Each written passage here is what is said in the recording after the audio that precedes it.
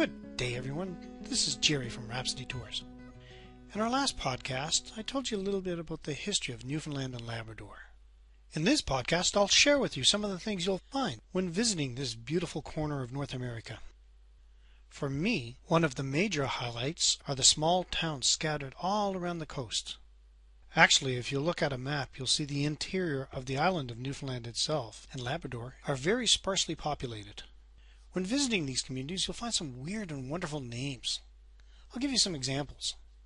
Come by Chance, Pothead, Dildo, Mistaken Point.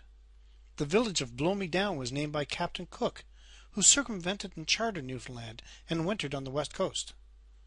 The west coast village of Lark Harbor was named for his ship, HMS Lark.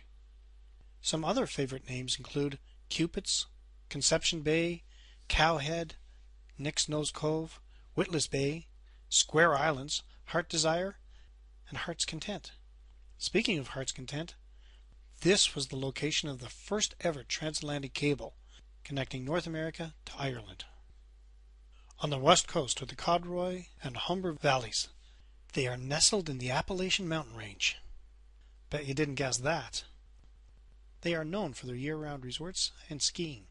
Further up the coast, you can spend time at Gros Morne National Park, the location of a rare World Heritage Site known as the Tablelands. It's amazing. Orange rocks. Nothing grows there. It's totally barren. To me, I believe, it feels like it would if I were on Mars. If you travel further north, to the northernmost tip of the island, you'll find Lansing Meadows Archaeological Site, the only known site of a Norse or Viking village in Canada and in North America. Dating back around 1,000 years, Lansing Meadows remains the only attempted colony by the Vikings, established by Leif Erikson. On the south end of Newfoundland, you can see something I didn't expect to see. The Burgeo Sandbanks. White sandy beaches, with the little islands just off in the distance. This is a great area for kayaking. On Newfoundland's northeast coast, on the eastern Notre Dame Bay, you will arrive at Boyd's Cove, a Beothuk Indian site. This is a site I found very emotional. There is a bronze statue of the last known Beothuk, Shaunadid. Now you can make your way to the eastern side of Newfoundland, the very rugged Atlantic coastline and home, the Iceberg Alley. If you are visiting Newfoundland during the spring, even up to midsummer, you could visit the community of Bay Bulls and hop on one of O'Brien's boat tours to see these icebergs up close.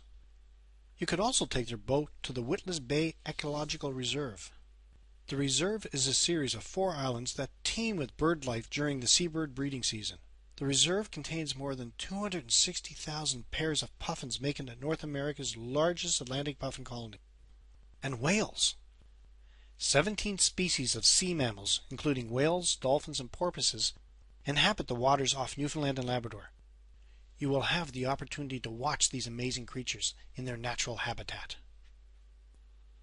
From Bay Bulls, you are only a short drive to Cape Spear, the most easterly point of land in North America.